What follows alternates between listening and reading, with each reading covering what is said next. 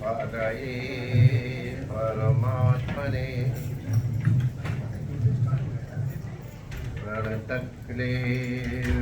प्रणतक्लेशनाशाय श्रीगोविन्दाय नमो नमः। ठाकुर हमरे रमण बिहारी हमरे रमण बिहारी के ठाकुर हमरे रमण बिहारी हमरे रमण बिहारी के ठाकुर हमरे रमण बिहारी हमरे रमण बिहारी के ठाकुर हमरे रमण बिहारी हमरे रमण बिहारी के ठाकुर हमरे सद्गुरु प्यारे हमरे सद्गुरु प्यारे ठाकुर हमरे सद्गुरु प्यारे हमरे सद्गुरु प्यारे ठाकुर हमरे सद्गुरु प्यारे हमरे सद्गुरु प्यारे ठाकुर हमरे सद्गुरु प्यारे हमरे सद्गुरु प्यारे साधु सेवा धर्म हमारा काम न दुनिया दारी है साधु सेवा धर्म हमारा काम न दुनिया दारी है साधु सेवा धर्म हमारा काम न दुनियादारी है साधु सेवा धर्म हमारा काम न दुनियादारी से कोई भला कहो चाहे बुरा कहो हम हो चुके रमण बिहारी के कोई भला कहो चाहे बुरा कहो हम हो चुके रमण बिहारी के कोई भला कहो चाहे बुरा कहो हम हो चुके रमण बिहारी के कोई भला कहो चाहे बुरा कहो हम हो चुके रमण बिहारी के श्री रमण बिहारी राम की जय। श्री सद्गुरुदेव भगवान की जय। श्री गुरु पूर्णिमा महोत्सव की जय। आज के आनंद की जय। जय जय श्री राधे।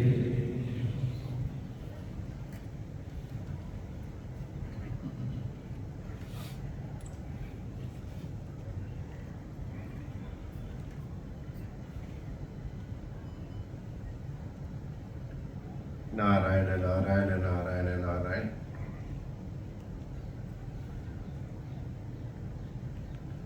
पूर्णिमा का आज पवित्रतम दिवस है और आज के दिन हम अपने सदगुरु के चरणों में उपस्थित होकर के अपनी श्रद्धा सुमन अर्पित करते हैं।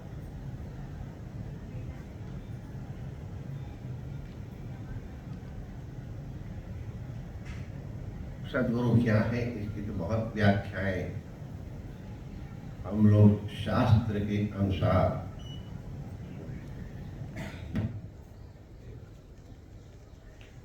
लेकिन हमारे संतों ने सदगुरु को कभी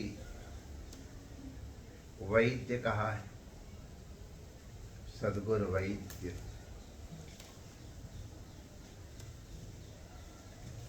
कभी सदगुरु को धोबी कहा है।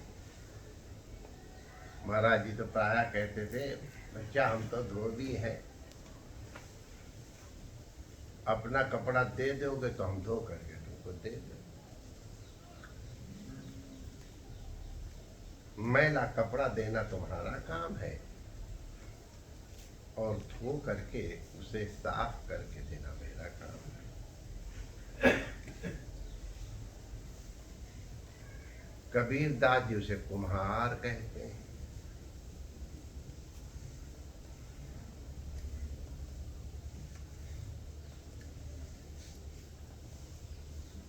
तो नाना प्रकार से सदगुरु के लिए उपमाएं दी गई। इनमें से कोई ऐसी उपमा नहीं है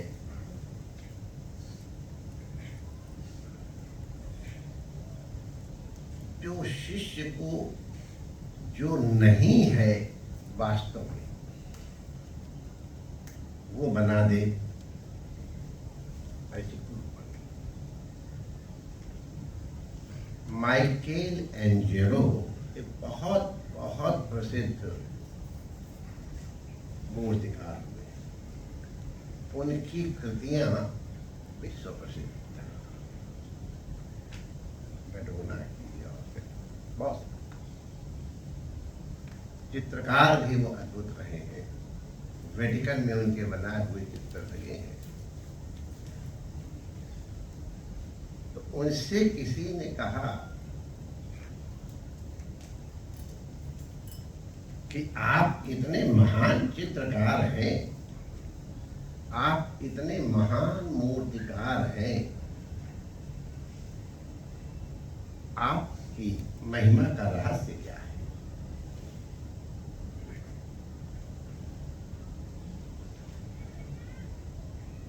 आपकी सफलता की कुंजी क्या है? उसने कहा, मैं ऐसा कुछ नहीं करता हूं जो उस पत्थर में पहले से न हो। पत्थर है, पाषाण है, उसमें मूर्ति बनी हुई है, छिपी हुई है, प्रकट। उस मूर्ति के छिपने के जो कारण है, मूर्ति के प्रकट न होने के जो कारण है, उनको मैं निवृत्त कर देता हूं। कुछ थोड़े से खोद करके, कुछ छील करके, कुछ पॉलिश करके, इतना ही करता हूं, मूर्ति अपने आप प्रकट हो जाती है। सक्सेसफुल डॉक्टर लोग कभी नहीं कहते हैं कि मैंने तुमको स्वस्थ किया है। स्वास्थ्य तो तुम्हारा ओरिजिनल रूप है, तुम स्वस्थ ही हो। तुम्हारे ऊपर कुछ किसी तरह के आवरण या दोष इत्यादि आ गए हैं, हम उनको निवृत्त करने की चेष्टा करते हैं। रोग क्या है पहले ये देख लेते हैं, फिर रोग के निवारण करने का उपाय क्या है, उसका माध्यम क्या है। तो पहले डायग्नोसिस, फिर क्योर में भी ये तुमको लेना है, ये तुमको नहीं लेना है, इस तरह के व्यवहार करना है, इस तरह का व्यवहार नहीं करना है। अभी कल हमारे पास एक बड़े बहुत विशिष्ट महापुरुष आए, उनका हमारा डॉक्टर, हमको नाम बताया, उनको नाम जानता हूँ, डॉक्टर का भी नाम जानता हूँ, कि डॉक्टर मेरे ऊपर खुश हो गया कि आपका लीवर 3rd स्टेज तक पहुंच गया था, अब आप उसको एक 1st स्टेज तक ले आए, और थोड़ी देर में ये भी छूट जाएगा, मैं आपकी दवाई बंद कर दूंगा। धन्यवाद दिया, कहते नहीं, you are a good patient, you have listen to me, तुमने मुझे सुना, तो मेरी आज्ञा के अनुसार चले। स्वास्थ्य तुम्हारा स्वरूप था, जिन कारणों से आप अस्वस्थ हुए थे, आपके अस्वास्थ्य के जो हेतु थे उनको मैंने प्रतिबंधित कर दिया पहले, और इसके बाद उनकी निवृत्ति का उपाय किया। जब निवृत्त हो गए तो आप स्वस्थ हो गए और हो जाए। सदगुरु कहता है कि कुर्ता को हम साफ नहीं करते हैं, कुर्ते का वास्तविक स्वरूप तो साफ है ही, उसके ऊपर गंदगी लद गई है आके। अगर कुर्ता साफ न होता तो धोबी इसको साफ नहीं कर सकता है। धोबी केवल इतना करता है कि पहले कारण देखता है कि क्या इसमें गंदगी है, किस तरह से है, कुछ चिकनाई के कारण है, उस चिकनाई में आके मिट्टी के कण चिपक गए, उनके कारण इसमें गंदगी आ गई। तो अब धोबी पहले उस चिकनाई को दूर करता है। चिकनाई को दूर करने से सरफेस टेंशन रिलीज हो जाता है, और जब सरफेस टेंशन रिलीज हो गया तो अब धूल के कण अब कहीं चिपकने की अवस्था में नहीं रहे। पानी में जैसे ही हम निकालते हैं, धूल के कण अपने आप हट जाते हैं, कुर्ता साफ है। मिट्टी या गंदगी उसमें आयातित थी, इंपोर्टेड। धोबी केवल जो आयातित चीज है, जो इंपोर्टेड चीज है, जो इंड्यूस्ड मटेरियल है, जो आरोपित चीजें हैं, उनको निवृत्त कर देता है बस। कुर्ता साफ है, जिन कारणों से गंदगी हुई है उन कारणों को निवृत्त करता है। साधारण सी बात। सदगुरु कहता है कि मैं शिष्य को ऐसा कुछ नहीं कर सकता हूं जो शिष्य नहीं है।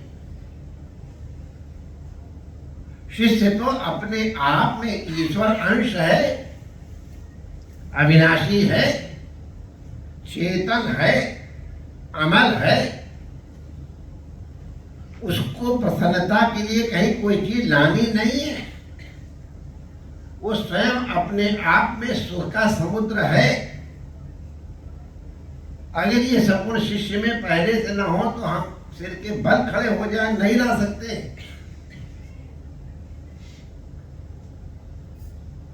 शिष्य में ये गुण है, लेकिन ये गुण आवृत है, ढके हैं, प्रकट नहीं है।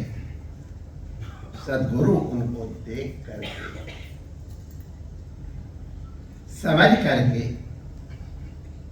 अब कपड़ा अगर वूलन है तो उसकी सफाई का रास्ता दूसरा है, रेशमी कपड़ा है तो उसकी सफाई का रास्ता दूसरा है, कॉटन है उसकी सफाई का मार्ग अलग है, और उसमें अगर मार्किन है उसकी सफाई का मार्ग अलग है। लेकिन तात्पर्य का परिणाम एक है, वस्त्र को अपने सहज स्वरूप में लाना। इसी प्रकार जीव सहज रूप से आनंदमय है, दुखमय वो बना है, वो चेतन है, जड़ बन गया है, निरंतर आनंद में रहने वाला है, अपने दुख रूप समझने लग गया है। जो वो नहीं है वो समझने लग गया है, और जो है उसको नहीं समझ रहा है। दो गलतियां हैं। जैसे कभी हल्के प्रकाश में रस्सी पड़ी हो तो रस्सी में सांप की भ्रांति हो जाती है। अब वो सांप की भ्रांति होने के कारण भय, कंप, अरे कभी कभी किसी को तो जहर काटने वाले लक्षण भी साइकोलॉजिकली प्रकट हो जाते हैं, इंड्यूस्ड है, रियल नहीं है। सांप को भगाने के लिए हमारे यहाँ मंत्र है, कारुण्य मंत्र है। हमारे सदगुरुदेव भगवान प्रत्येक अमावस्या को ग्रहण के दिन में वो गारुड़ोपनिषद का श्रवण कराते थे हम लोगों को। श्रवण करने मात्र से 12 वर्ष तक सांप नहीं काटते हैं, ये उस उपनिषद में, वेदांत में कथित। और अगर उसको धारण करने कुछ विधियां बनी है, उनसे वो झाड़ा जाता है, दूर किया जाता है, विश्व को निवृत्त किया जाता है। गारुड़ोपनिषद है, देख सकते हैं। चाहे कोई कितना बड़ा गारुड़ मंत्र का जानकार हो, वो जो रस्सी में सांप दिखाई पड़ रहा है उसको दूर नहीं कर पाएगा। चाहे कैसी बढ़िया लाठी ले आओ,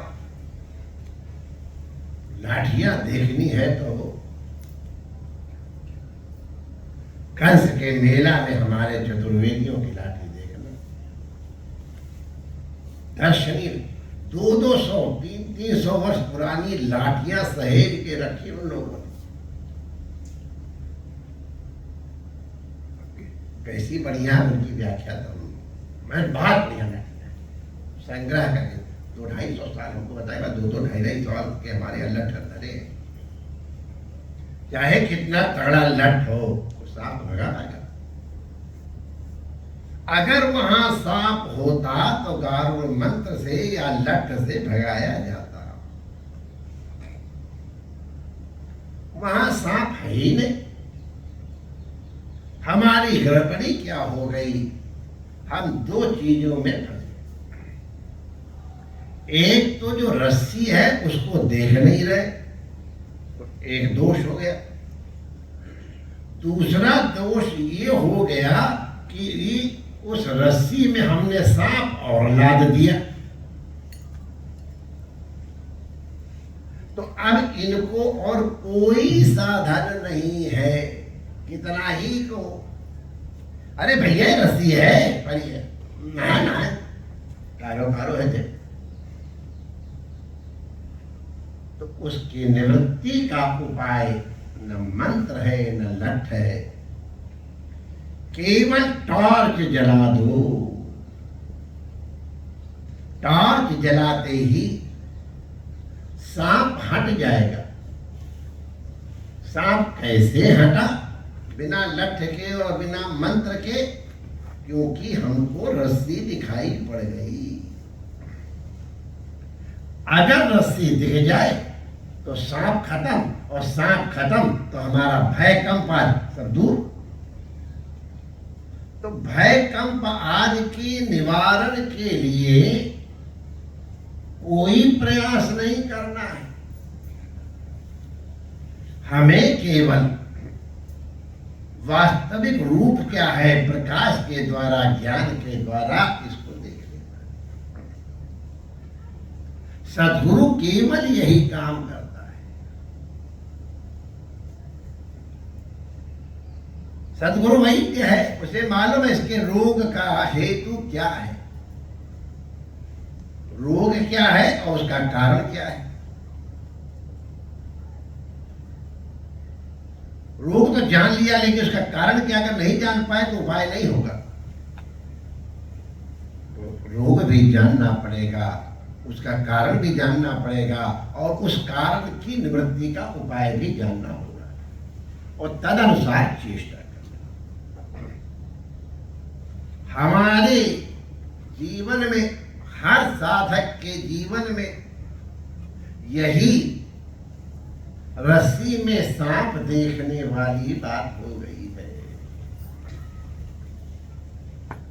हम जो हैं उसको जानते नहीं है, और जो हम नहीं हैं वो हम अपने को समझ बैठे। एकदम शुद्ध जीव है, आकाश से जब पानी गिरा एकदम निर्मल था, धरती से 1 मिलीमीटर पहले तक शुद्धतम जल था प्रकृति का, लेकिन धरती पे पड़ते ही भूमि परत भार पानी, जन जीव ही माया। पानी सर्वथा शुद्ध है, मिट्टी उसमें लिपट गई। तो पानी को शुद्ध नहीं करना, मिट्टी को हटाना है। फिटकरी हम लोग पहले जब रहा करते थे तो गंगा जल में चौमासे में उतर जाती, तो जल लाए और उसमें थोड़ा सा फिटकरी घुमा दी,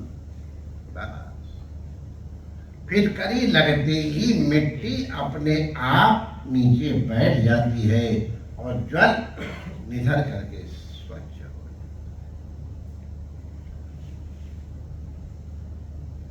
जल गंदा नहीं है, जल तो स्वरूप से पवित्र है। गंदगी उसमें माया के कारण आई है। क्या माया है? तो तुलसीदास जी ने बड़े सरल ढंग से कह दिया,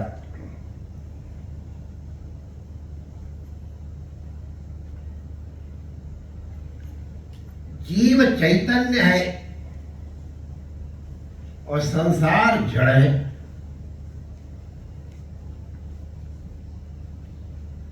जड़ का और चैतन्य का कोई संबंध ही नहीं। जड़ चैतन्य नहीं हो सकता है, चैतन्य जड़ नहीं हो सकता है। लेकिन सो माया बंध्यो कीट मरकट की नहीं। जड़ जीव ग्रंथि पड़ गई, एक गांठ पड़ गई है। यद्यपि मृषा सत्य नहीं है, सांप सत्य नहीं है, लेकिन उसका भय कंप जल्दी दूर नहीं होता है। यद्यपि मृषा झूठ, तो उस जीव का सहज स्वरूप कैसे प्राप्त हो? सद्गुरु उसको देख लेता है। इसके रोग का हेतु ये है।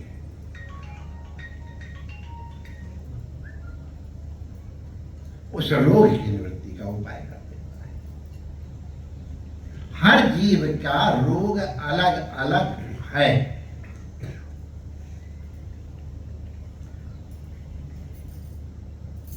लेकिन मूल एक है। जो जड़ है वो चैतन्य नहीं है, जो चैतन्य है वो जड़ नहीं। जो चैतन्य है कभी परिच्छिन्न नहीं हो सकता है, जड़ कभी व्यापक नहीं हो सकता है। परिच्छिन्न माने छोटा, व्यापक माने बड़ा। तो चैतन्य कभी परिच्छिन्न नहीं है, जीव कभी परिच्छिन्न नहीं है, और संसार कभी व्यापक नहीं है, चैतन्य नहीं है, सुख दुख का हेतु नहीं है। लेकिन उसको भ्रांति हो गई है। जो हम नहीं है वो समझ गए, जो हम हैं वो नहीं समझ पा रहे। हमने अपने आप को धन के साथ जोड़ लिया। अब धन आप नहीं है, जीव धन नहीं है, धन जीव नहीं है, लेकिन हम अपने को धनवान मानने लग गए, धन मानने लग गए। अब उसके कारण हमारी जिजीविषा जीवती उस धनाकाराकारित हो गई। धन जितना जितना मिलता जाएगा उतना उतना दुखी करता जाएगा। एक कार्नेगी जब मरा तो उसके पास 10 अरब डॉलर थे। गरीब घर का बेटा था। 10 अरब डॉलर गरीब घर का लगा। जब अंतिम समय मरने लग गया तो उससे पूछा गया, तुम अपने को कृतार्थ मान रहे हो कि नहीं? तुम्हें गरीब घर के बालक और तुमने 10 अरब डॉलर कमा लिया। काहे वो, मैं तो दुखी जा रहा हूं। अरे काहे दुखी?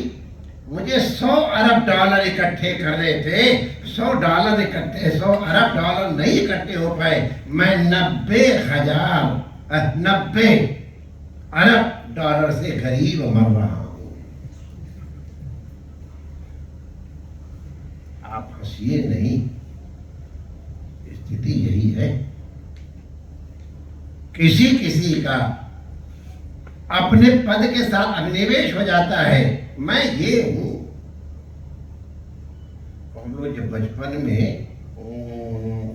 कहानियां सुना करते थे, तो एक राजा है, उसके प्राण कई तोते में बस रहे हैं। राजा या जो परेशान करने वाला है वो डाइन या इस तरह की है, तो उसको तुम कितना मारो काटो, मरे के कटेगा नहीं, क्योंकि उसके प्राण उस तोते में बस रहे। उस तोते को मार दोगे तो वो मर जाए। तो वो तोता और कुछ नहीं, यही है। अब आपको समझ में आया? उस समय नहीं जानते थे। किसी राजनीतिज्ञ का और उसकी कुर्सी के साथ इतना अभिनिवेश हो जाता है, इतना अपने को वो कुर्सी ही समझने लगता है। अब उसको तो कुछ भी कर दो कोई फर्क नहीं पड़ती। कुर्सी अगर पक्की है तो ठीक, और अगर कुर्सी गई, बड़ा अच्छा किया वो जो टुक टुक बंद कर दिया गया। वरना जिनकी गाड़ी में पहले टुक टुक होता था लाल रंग का, और जब पीछे नहीं होता था उनकी गाड़ी में, और कोई बगल से वो लाल रंग के टुक टुक करके जाता था, तो उसके ऊपर क्या बीतती थी अब आप लोग नहीं समझ पाए। जिनको उस तरह का है वो जान जाए। अरे किसी को अपनी स्त्री के ऊपर, किसी को अपने पुरुष के ऊपर इस तरह का हो गया है। चलो स्त्री पुरुष में चलो कुछ संबंध है, मान लो। तमिलनाडु के लोग तो अपने हीरो हीरोइन के ऊपर इतने आसक्त होते हैं कि हीरो मर गया या हीरोइन मर गई तो लगता अब हम जी के क्या करेंगे, आत्महत्या कर लेते हैं। ले अब अपने आप को हीरोइन के संग जोड़ लिया या हीरो के संग जोड़ लिया, और वो नहीं है तो हम क्या करेंगे रह के, हम जी के क्या करेंगे।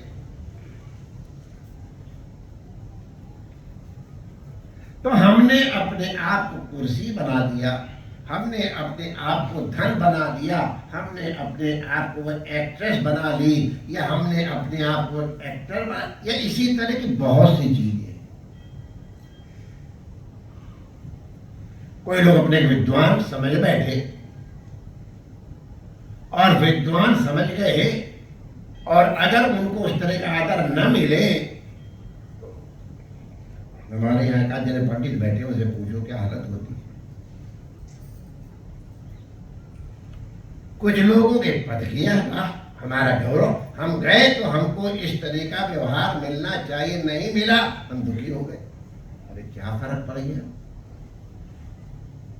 लेकिन नहीं, हम आए तो हमारे संग इस तरह का व्यवहार होना चाहिए, नहीं मिला हम दुखी हो गए। अरे अच्छे भले सुखी थे, अपने को ये समझ गए हम ये हैं, और नहीं मिला तो दुखी हो गए। अब बताओ, कई बार हमने आपको उदाहरण सुनाया, मकान जल रहा है तो हम जले मर रहे हैं, बेटा ने आके कह रहा हो तो बिक गया है, एक सेकंड के अंदर सुखी हो गए। और तब तक चार्टर्ड अकाउंटेंट ने आके कहा नहीं सर आपके साइन रह गए थे इसलिए रजिस्ट्री नहीं हुई है। मकान का जलना, अपने आप का जलना हमने मान लिया, उसका जीना अपना तेरे बिना भी क्या जी। तो ये अतस्मिन तत्व, ये वो ग्रीस है जिसमें ये सब चीजें चिपक रही, ये अज्ञान है जो हम अपने स्वरूप को समझ नहीं पा रहे। हमको ये ज्ञान हो जाए, हम अपने को परिच्छिन्न न माने, या तो हम जो व्यापक उसके साथ अपने को एक मान लें, और या अपने आप को व्यापक मान लें, मतलब एक ही है। हम अपने को कर्ता धर्ता भर्ता अमुक अमुक इत्यादि इत्यादि मान बैठे हैं, हमने अपने आप को छोटा बना दिया है। हमारे लॉजिक में आता है, किसी वस्तु में जितने विशेषण लगाते चले जाओगे वो उतना ही छोटा होता जाए। मनुष्य विशेषण लगा दिया तो अब पशु पक्षी जलचर नभचर इन सब से हम कट गए, छोटे हो। मनुष्य में भी हमने अपने आप को भारतीय कह दिया, अयम भारतीय। अब आप अमेरिकन नहीं रहे, आप रशियन नहीं रहे, आप मनुष्य नहीं रहे, आप भारतीय हो गए और छोटा। इसी तरह से उत्तर प्रदेशी है, उत्तर प्रदेशी में हम अमुक जिले के हैं। अरे हम लोग जब खेल खेलते थे ना स्कूल में, तो जब क्लास 6 में हमको यहाँ तक याद, क्लास 6 7 के बाद तो फिर थोड़ा चांस उठता आया, तो 6A का और 6B का जब आपस में मैच होता था तो 6A हमारा अपोनेंट और 6B हमारे जो साथी हमारे। और जब क्लास 6 का क्लास 8 के साथ हो रहा है तो A हमारा, हम उसके 8 वाले हमारे अपोनेंट। हमने वो हटा दी परिच्छिन्नता, primary school versus high school. 6 से लेके 8 तक के सारे हम मित्र हो गए। हमारा एक कॉलेज वर्सेस दूसरे कॉलेज का,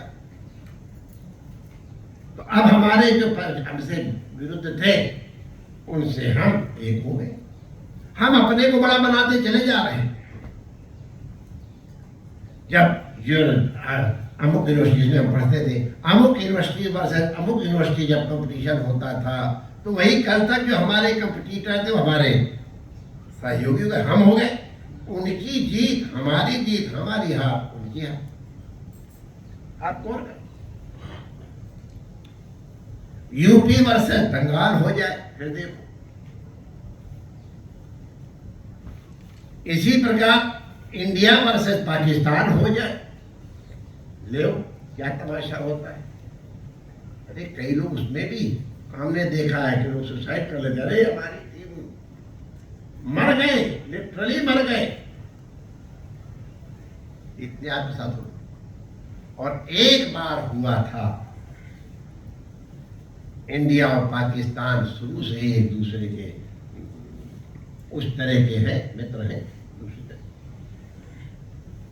एक बार इंडिया पाकिस्तान की एक टीम वर्सेस होल वर्ल्ड एक हॉकी का मैच हुआ था। तो अब जब होल वर्ल्ड के साथ हॉकी मैच हुआ तो पाकिस्तान और इंडियन ने आपस में जुड़ करके टीम बनाई, वो एक हो गए, वी आर टीम, और फिर उन्हें मुझे वर्ल्ड के साथ वो अपोनेंट हो गए। अब इसी तरह से अगर कहीं वर्ल्ड वर्सेस मार्स हुए तो वर्ल्ड के जितने सब एक हो जाएंगे।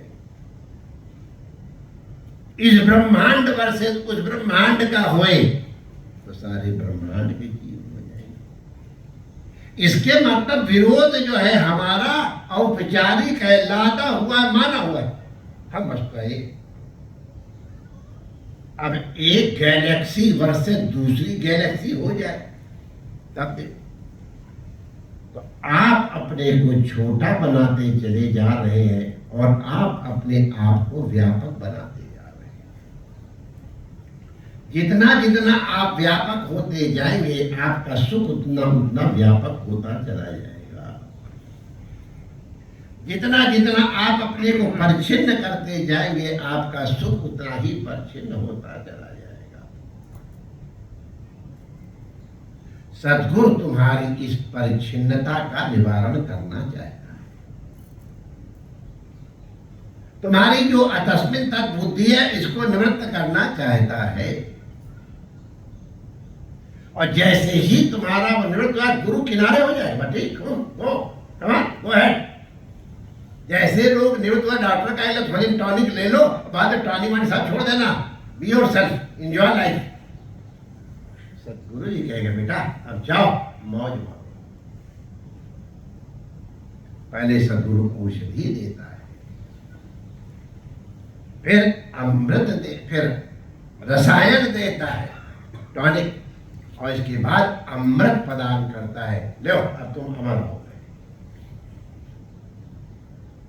तो यही अमरता प्राप्त करने के लिए अपनी परिच्छिन्नता को जो हम नहीं हैं उसको निवृत्त करना है।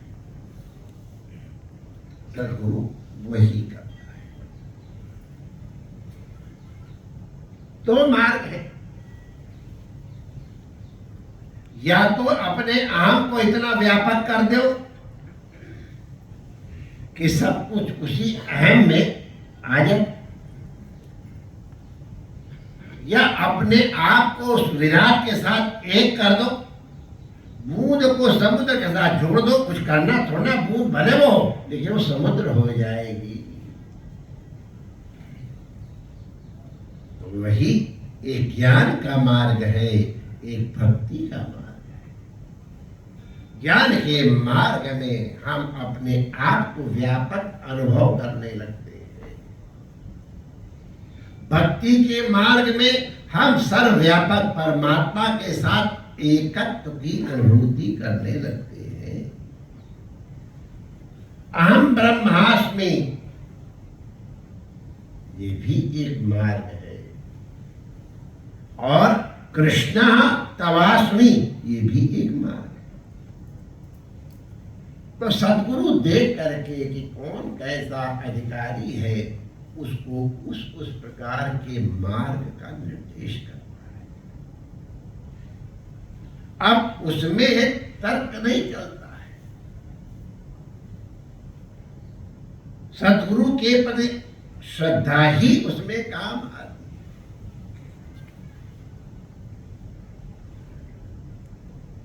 हमारे आयुर्वेद में कभी कभी कोई दवाई मलाई के साथ दी जाती है,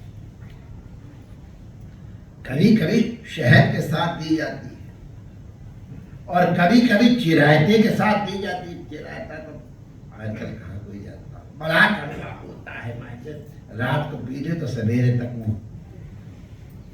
बड़ी दिव्य औषधि है चिरायता वैसे, स्किन डिजीजेस के लिए या और चीजों के लिए। तो किसी को अदरक के रस के साथ, किसी को क्वाथ के साथ, किसी को पुदीना के रस के साथ, किसी को नींबू के रस के साथ, ये उसका वो उसके ऊपर है। एक बार आप इसको हंसी मत देखना होता है। एक जगह एक जने गए थे डिलीवरी के लिए। अब वहाँ एक जने पीछे आए थे, उनकी डिलीवरी पहले हो गई, और जो पहले लेके अपनी वाइफ को आए तो क्या नहीं हुई, तो उनका था सर आपके बालक हुआ है। तो बोला इसका पहले क्या चुका, मैं पहले आया हूँ, पहले मेरे होना चाहिए। बेचारी नर्स क्या करे या वो डॉक्टर नहीं क्या करे, लिटरली सर मैं पहले आया था, उसकी डिलीवरी पहले आपने क्यों करा था?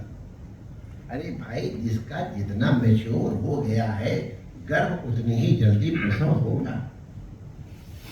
न जाने किस किस जन्म के हमारे संस्कार हैं, सत संस्कार भी है, असत संस्कार भी। उन संस्कारों के अनुरूप नाना प्रकार की साधनाएं विहित हो।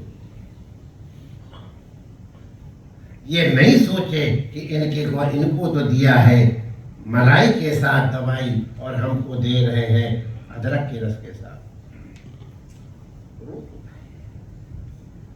किसी को 40 दिन की डोज दी जाती है, और किसी को कहा जाता है 15 दिन में तुम ठीक हो जाओगे, और किसी का तुम ये ले लो अभी तुम्हारी एलर्जी खत्म होती, शाम तक तुम्हारी खुजली खत्म,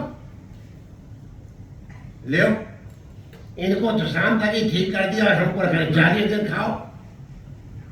तब वो डॉक्टर क्या करेगा? कहेगा तुमको इलाज कराना है तो करा लो, वरना हमारे पास पेशेंट बहुत है, तुमको डॉक्टर।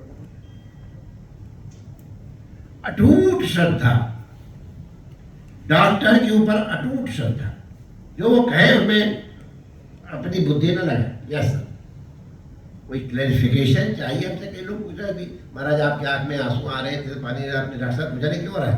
मैंने कहा दिमाग खराब है। हमारे डॉक्टर ने देख दिया कि इनकी आंख में आंसू आ रहे हैं, वो हमारा बहुत प्यारा है डॉक्टर, डार्लिंग है, उसने दवाई दे दी। अब डॉक्टर चिंता करता रहे, हम अपने सिर में बोझा ला दे, क्या हुआ कैसे हुआ? डॉक्टर जाने, डॉक्टर हमको कहा ये दवाई डालो, 3 बार ये डालना है और 2 बार ये डालना है। हमारे पास है आज चल रही, आप लोग देखा होगा वीडियो। हम काहे को पूछे क्यों हो रहा है, क्यों हो रहा है? डॉक्टर जाने, हमको बताया कि 3 औषधियां हैं और 2 ये औषधियां हैं, ये 3 बार डालना है, 2 बार डालना है, छुट्टी वाली। हमको क्योर होने से भगवान बुद्ध ने कहा इनको अनर्थक प्रश्न नहीं करना है। तुम्हारे विष बुझा हुआ तीर लग गया है। इसने तीर मारा, क्यों मारा? कौन सा पॉइजन इसमें लगा है, किस एंगल से मारा, उसका लक्ष्य क्या था? जब तक ये नहीं जानेंगे तब तक क्या करेंगे? इतने देर में तो जय श्री कृष्ण हो जाएंगे। भगवान बुद्ध कहते हैं तुम अपना ये छोड़ो, पहले तीर निकाल करके अपना उपचार करके स्वस्थ हो जाओ, फिर तुम्हारी मर्जी हो तो जरूरत हो तो जानना, और नहीं तो छोड़ो। डॉक्टर का कर्तव्य तो डॉक्टर को करने दो ना, इंजीनियर कर्तव्य इंजीनियर को करने दो ना, और हमारे भंडारी का जो कर्तव्य हो जाने, चाहे कितना बड़ा डॉक्टर होए दुनिया भर का, लेकिन अगर अपनी पत्नी का सेवक नहीं है और इसे सीखा नहीं है तो कितनी हींग पड़ेगी क्या बता पाएगा? बहुत बड़ा डॉक्टर है, लाइन लगा दे दिया है। अपने सब्जेक्ट का वो मास्टर है, दूसरे का सब्जेक्ट का वो मास्टर है। ठीक, ये सब बातें क्यों बताई जा रही है भाई? हर व्यक्ति के लिए उपचार अलग अलग है। लक्ष्य है स्वस्थ होना। गुरु वैद्य है तो, और कुम्हार है तो, और स्कल्पचरर है तो अपना कर्तव्य वो कर रहा है।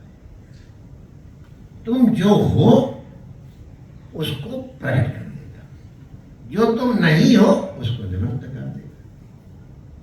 तो इसके लिए भक्ति का मार्ग भी है, यही कृष्णा तवास्मि, और ज्ञान का मार्ग भी है, अहम ब्रह्मास्मि। परिणाम दोनों का एक है माय डियर। वासुदेव सर्वम इति, ये भी वहीं पहुंच जाता है जहां सर्वम खलुइदं ब्रह्म ये पहुंच जाता है। अहम ब्रह्मादि का भी परिणाम वही है, और कृष्णा तवास्मि इसका भी परिणाम वही है। साधनाएं अलग अलग है, परिणाम। कई लोग कहते भाई तुमको यही करना है, यही दवाई है, इसी मार्ग से चलना है, तो हमारे नहीं तो नहीं। हमारे यहाँ ऋषियों ने ऐसा कुछ नहीं कहा। हमारे ऋषियों ने कहा तुम चिंता क्यों कर, हमारे नाना साइज के कोट तैयार है। कोट या वो ये पहनते हैं क्या, ऐसे करते वो है गाँव गाँव जो सलवार के ऊपर पहनते उसको क्या बोलते हैं? कुर्ता। हाँ, अलग अलग प्रकार के कुर्ता है, और टुनटुन के लिए कुर्ता अलग बनेगा, और उनका नाम नहीं लेगा, ठीक नहीं लेगा, उनके लिए कुर्ते साइज अलग। इसी तरह से किसी के लिए इतना बड़े कपड़े का टुकड़ा चाहिए कोट बनाने के लिए। हमारे डॉक्टर साहब कहते थे कि हमके लिए देना है तो आपको इतना देना पड़ेगा, क्योंकि मेरे पेट की भी गोलाई थोड़ी विशेष है, और उनके अलग कोट बन जाता है। हमारे ऋषियों ने हर व्यक्ति के लिए अलग अलग कोट रेडी करके रखे हैं, और अगर नहीं कोई साइज फिट हो रही है तो दे, सदगुरु तैयार है कपड़े को तुम्हारे अनुसार काट करके तुमको पहना देगा, सजा। हर व्यक्ति की साइज अलग है, हर व्यक्ति की शेप अलग है। अब कोई 6 फुट 10 इंच का है और एक 4 फुट 10 इंच का है। अब एक ही कोट दोनों को या कुर्ता कैसे फिट हो जाए? ऋषियों ने हमारे इसीलिए अलग अलग प्रकार के कोट तैयार कर, नहीं है अलग से पर्सनलाइज्ड ड्रेसेस भी बनती है।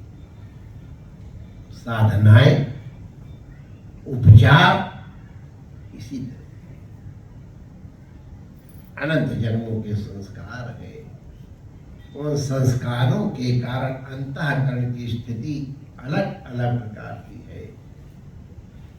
अब उसके कारण है सबका सब जड़ और चैतन्य के बीच में जो ग्रंथि का पड़ना है, ये संस्कार वशात ही है। न जाने कितने जन्मों से हम शरीर को अपना समझे बैठे हैं, वो एक दिन में तो खत्म है।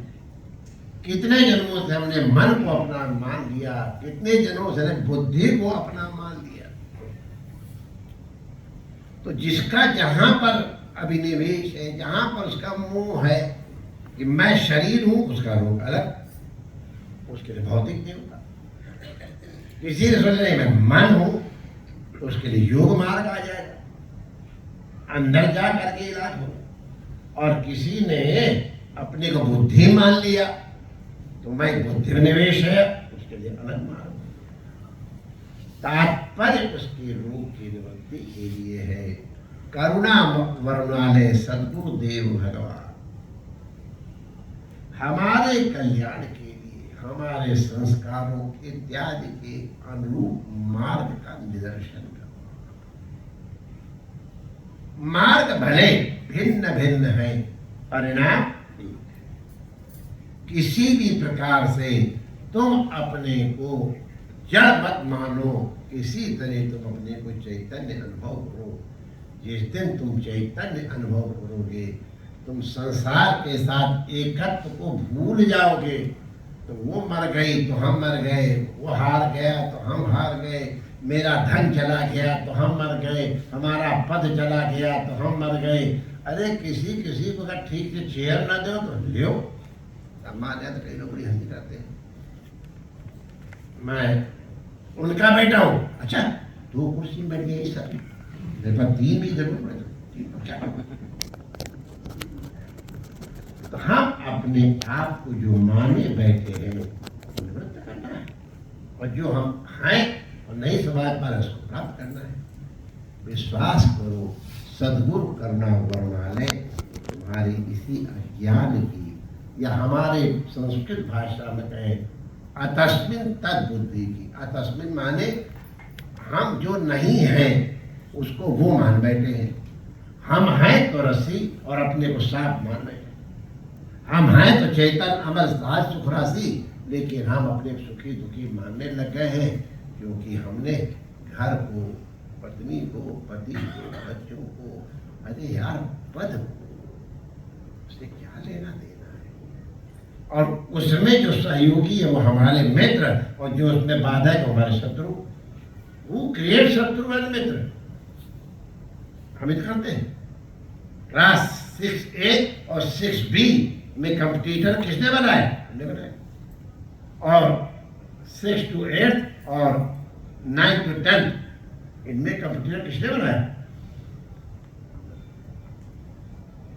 इस कंपटीटर को दूर करने के लिए हम विश्व के हैं। हम विश्व के कहे हुए, हम तो ब्रह्मांड हैं, जिनकी रोम रोम प्रत लागई कोटि कोटि ब्रह्मांड, हम वो हैं। उनके साथ जुड़ जाओ तो फिर परिचिनता दूर हो जाएगी। जितना जितना तुम अपने में विशेषण लगाओगे, उतने उतने संकुचित होते जाओगे। जितने जितने अपने विशेषणों से निवृत्त होते जाओगे, उतने उतने तुम व्यापक और सुखी होते। सतगुरुदेव भगवान यही एक प्रकाश का सोर्स माध्यम देते हैं। ये बहुत बार दोहराते हैं, फिर आज दोहरा दे रहे हैं। ये जो जहाँ आजकल स्टेज है बनी हुई, वहाँ पर पंगत उसके और महाराज जी की कुटिया इधर बनती थी, जहाँ पर कि हम लोग बैठे। महाराज जी की कुटिया और पंगत घर के बीच में खुली जगह थी, उसमें महाराज जी शयन किया करते। प्राचीन कार्यों को ध्यान रात्रि को वहाँ शयन करवाए और हम उनके पेटकोशना लाल है। ये पेटकोशना लाल जो है ना, ये पूरब की भाषा है। अब तो क्या, आप तो सारे ही पेटकोशने ही हो गए। नहीं, पहले 10-10, 12-12 तक कम्बन थी। हमारे 22 में उनके 6 बच्चे और 12 लड़कियाँ थी, सब इंटेलिजेंट। और भी नाम क्या है हमारे दिल्ली में आसपास में। तो जो सबसे आखिरी होता था उस जगह पेट पोछना है, कि पेट को पहुँच के आगे आए, अब आगे से कंपनी बन। तो हम लगभग पेट पोछना ही थे, सबसे आखिर में आए थे। लेकिन गुरु महाराज के बुला रहे थे, अब वो उनकी कृपा। हमको मालूम है जाने वाले हैं, सब पता चल ही रहा था। तो मैं जिस तरह से कहा था वो तुम क्या बताए, तो हमारे सिर के ऊपर रखे, सिर फेर करके, बेटा मैं तुझे लालटेन दे जा रहा हूँ। लालटेन पुराने लोग जानते होंगे, लालटेन आप टॉर्च कह लो, उसकी जगह सुविधाजनक है। तो टॉर्च दे जाता हूँ, हम गुरु का लालटेन दे जाता हूँ, इसका प्रकाश तुमको जीवन भर मार्ग दिखाता चला जाएगा। जितनी तेजी से तुम चलोगे उतना तेजी से प्रकाश आगे बढ़ेगा। तुम खड़े हो जाओगे तो प्रकाश खड़ा हो जाएगा, और पीछे लौटे न प्रकाश ही पीछे लौटे। ये तुम्हारी ऊपर है कि इस प्रकाश का प्रयोग किस लिए। प्रकाश का सोर्स हमने दे दिया है। शरीर तो हमारा रहेगा नहीं, लेकिन मेरा ये दिया हुआ प्रकाश तुमको कभी नहीं छोड़ेगा जब तक कि तुम प्रकाश में स्वयं। सत्य कह रहे हैं, सब लोग जानते हैं, सब संत लोग भी जानते हैं।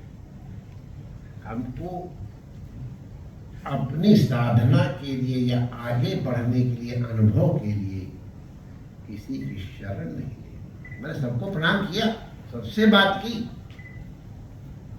उन्हें भले हमसे पूछा हो, भले मैं कर बात, लेकिन हमको किसी से नहीं पूछना पड़ा। हमारे गुरुदेव ने हमको दे दी थी, उन्होंने तो लालटेन दे दी थी, तो बड़ा मॉडल किए दे रहे टॉर्च की, और टॉर्च के सहारे से हम चलते चले जा रहे हैं। और हमें कभी किसी और से मांगने की जरूरत नहीं पड़ी, हमको किसी और तरफ देखने की जरूरत। हमको अपने सद्गुरु के ऊपर भरोसा है, तो हर हालत में सद्गुरु ने हमको प्रसन्न रखा है कि उनकी करुणा है। श्रद्धा सौम्य आदौ श्रद्धा। किसी भी साधना के पहले, अब डॉक्टर के ऊपर श्रद्धा नहीं है तो ऑपरेशन कराने वालों की क्या हालत होती है पूछ लेना। और हमारे ऑपरेशन करने वाले डॉक्टर से हमारे बारे में पूछ लेना, पता चल जाएगा। डॉक्टर पहले तुमको ठीक कर दो, तब मैं तुमसे तुम्हारे पर श्रद्धा करूंगा। डॉक्टर कहां से कर देगा भाई? श्रद्धा करोगे तो हम तुम्हारा उपचार करेंगे ना। अरे ले हमारे डॉक्टर हमारे ही सामने में सोचे हमारी कथा सुना रहे, ले ये बैठे, अब तो हम प्रूव हो गए, हमारी दृष्टि पड़ गई। देखो क्या कितनी आज्ञाकारी पूछ लेगा, और तभी मौज मार रहे। डॉक्टर अपने विषय का मास्टर है और हम अपने गर्दन के मास्टर हैं। तो श्रद्धा मंत्र में, औषधि में,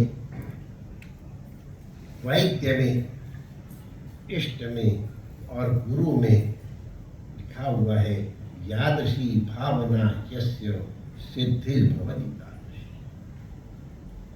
जिसकी जितनी महान श्रद्धा है उसकी सिद्धि भी उतनी ही महान होती है। आज उस श्रद्धा को अर्पण क्या करेंगे हम? सद्गुरु को अर्पण उसको किया जाता है जिसको चाहिए। बड़ा बढ़िया श्लोक है, भगवान मैं तुमको क्या दूं? बड़ा बढ़िया श्लोक। रत्नाकरस्तव ग्रहम और गृहिणी च पद्मा किम देयमस्ति भवते जगदीश्वराय। भगवान रत्नाकर तो आपका घर है, अब रत्नाकर चाहे समुद्र मान लो चाहे हिमालय मान लो, एक ही बात। और लक्ष्मी च पद्मा, गृहिणी च पद्मा, तुम्हारी आज्ञाकारिणी निरंतर चरण दबाने वाली पत्नी लक्ष्मी है, जिसकी एक कृपा कटाक्ष प्राप्त करने के लिए दुनिया तरसती है, वो तुम्हारे रात दिन चढ़ दबाती है। और तुम जगदीश्वर हो, सारे संसार में जो कुछ है सब कुछ तुम्हारा ही तो है। अब मान लो तुम भगवान को कुछ अर्पण करते हो और अपना अहंकार करते हो कि महाराज ठाकुर जी के लिए हमने इतने लाख रुपए का मुकुट बनवा दिया, इतने लाख रुपए का मंदिर बनवा दिया। अरे कहाँ से लाए हो? सब कुछ उसी का है, पत्थर उसका, सोना चांदी जो भी नाटक सब उनका है। जगदीश्वरा, जगदीश्वरा माने जगता ईश्वरा, संसार का ईश्वर। तो जो सारे संसार का मालिक है, और उसको तुम क्या दोगे? कोई कमी हो तो वही तो की जाए, किम दे वस्तु। तो भक्त अपने वो एक कहने का ढंग है, तो भक्त कहता मेरा मन ले लो, माने मेरा मन तुम्हें लग जाए, तो मेरा मन तुम्हें ना लग जाए, तुम मेरा मन ले लो। तो भक्त एक बड़े ढंग से कहता है राधा जी तुम्हारा हृदय चुरा ले गई, ये वो गा रहे हैं, राधा जी तेरा मन चुरा ले गई, अब तेरे मन नहीं है। तो ऐसा करो, अब तुम मेरा मन ले लो, यही मेरे पास एक एक्स्ट्रा चीज है जो तुम्हारे पास नहीं है, मेरे पास है, ये मन तुम ले लो, तुम भी धन्य हो जाओगे, हम भी धन्य हो जाएंगे। मैंने भगवान में मन हमारा लग जाए, इसको इस ढंग से कहा रक्षा। सगत प्रणाम किए अपनाए। एक बार हम संध्या समय मंदिर में अपने से घूम रहे थे, उनको एक श्लोक सुना, प्रसंग केवल ये प्रकट करने के लिए तो उन्होंने कहा कि एक भक्त भोले बाबा से प्रार्थना करता है, हे भगवान भोलेनाथ, मेरे 2 अपराधों को क्षमा कर दो, बस और कुछ नहीं, मेरे 2 अपराध क्षमा कर दो। क्या क्या 2 अपराध है? कि इतने करोड़ों करोड़ों हमारे जन्म हो गए, हमने कभी आपको प्रणाम नहीं किया। अगर प्रणाम किया होता तो मुक्त हो गए होते। हमारे यहाँ पे संस्कृत विद्वान लोग बैठे हैं, बड़े खुश होंगे कि इस ये दिखाई पड़ रहा है, इसलिए ये है, धुआं दिखाई पड़ रहा है। मैं बंद कर देता हूँ, चिंता न करो, मैं समझ गया। जरा सी हमारे वो जब वो हमारे महात्मा जब कोई ऐसे टोपी ठीक करने लग जाए या घड़ी देखने लग जाए तो महात्मा उल्लू है जो बोलता रहेगा, चुप हो जाना चाहिए। थोड़ी घंटी बच जाए तो हमको चुप हो जाना चाहिए, इशारा कर दिया गया कि एनफ इज एनफ, तो मैं भी एनफ इज एनफ। तो वो श्लोक बता करके बंद कि मैंने खेत में अगर धुआं दिखाई पड़ रहा है, इसका मतलब एक वहां अग्नि है। अगर अग्नि नहीं होती धुआं नहीं होता। इसको अविनाभाव कहते हैं, यादवाद नहीं रहेगा और याद करने की जरूरत नहीं। मतलब ये समझ लो, अगर धुआं है अग्नि जरूर है, तो हमारा जन्म हुआ है, इसका मतलब है हमने आपको कभी प्रणाम नहीं किया है। क्यों? भगवान आपको प्रणाम करते आदमी तुरंत मुक्त हो जाता है। और अब मैं आपको प्रणाम कर रहा हूं, नमन सद्या मुक्ता, मैं अब मुक्त हो गया हूं, तो आगे फिर शरीर नहीं रहेगा। तो ना तो इसके पहले प्रणाम किया है और ना आगे प्रणाम करूंगा। ये मेरे 2 अपराधों को आप हे भोलेनाथ क्षमा कर दो। तात्पर्य भक्त का कहने का यही है कि एक बार भगवान को प्रणाम कर ले,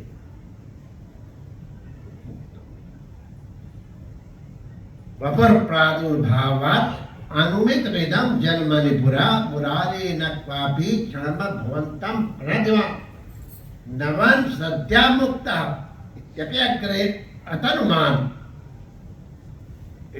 तदेश क्षंतव्यम तदिदमित अपराधत्वेन। मेरे 2 अपराध क्षमा करो कि मैंने पहले प्रणाम किया है और अब प्रणाम कर लिया तो मुक्त हो गए, तब क्या प्रणाम करेंगे? प्रणाम न करना अपराध है। तो उसी तरह से जिनको भरोसा है, भगवान का वचन है, सकृत, सकृत माने ओनली वन, सकृत माने नॉट ट्वाइस, ये ज्यादा ठीक, नॉट मोर देन वन नहीं कहेंगे, 2 नहीं, सकृत एव प्रपन्ना तवास्मी दिया। एक बार सकृत एक बार प्रपन्नाय, हर तरह से सबकी ममता ताग बटोरी। ऐसा जो है सकृत प्रपन्न भगवान की शरणागत होके कह दे कृष्णा तवास्मि, तो सकृत प्रणाम किए अपनाए। अवयम सर्वभूतेभ्यो ददामि तत्त्वम्। किसी तरह उस व्यापक के साथ एक हो जाओ, चाहे अपने को व्यापक कर लो या व्यापक के साथ जुड़ जाओ। सद्गुरु का उपदेश इतना मात्र है कि तुम्हारी परिच्छिन्नता समाप्त हो जाए, तस्मिन् तद्बुद्धि समाप्त हो जाए, जड़ और चेतन के एकत्व की अनुभूति समाप्त हो जाए, तो आनंद तो आपका स्वरूप ही है। भिन्न भिन्न प्रकार के अंतःकरण के अनुरूप भिन्न भिन्न प्रकार की साधनाएं बताई जाती है। जैसे एक ही दा अक्षर का हर अधिकारी अलग अलग अर्थ निकालता है, उसी प्रकार सद्गुरु के दिए हुए मार्ग और मंत्र का तात्पर्य हर जीव के लिए अलग अलग होता है। आज के दिन हम उन करुणा वर्णालय सद्गुरुदेव भगवान का वंदन करते हैं, उस गुरु परंपरा का वंदन करते हैं। इस परंपरा से हमको गुरु का चरण प्राप्त हुआ। हमारे गुरुदेव, उनके गुरुदेव, परम गुरुदेव, उनके भी गुरुदेव परमेश्वर गुरुदेव, अंत में नारायण तक परंपरा जाती है। तो संपूर्ण परंपरा को हम वंदन करते हैं, जो अंधकार का निवारण करके प्रकाश देते हैं। ऐसे सद्गुरुदेव भगवान को प्रणाम करना अधिकारिता की प्राप्ति के लिए, साधना की सफलता के लिए और साधना की सफलता के बाद कृतज्ञता की निवृत्ति के लिए सद्गुरु वंदनीय होता है। विशेष करके गुरु पूर्णिमा के दिन विशेष स्थिति होती है। आज हम अपनी गुरु परंपरा का वंदन कर रहे हैं। हमारे साथ साथ आप भी उस गुरु परंपरा के साथ संयुक्त होने के कारण आप भी उनका वंदन करें और आत्म कल्याण की अनुभूति करें। गुरु पूर्णिमा सबके लिए मंगलमय हो। जय श्री कृष्ण।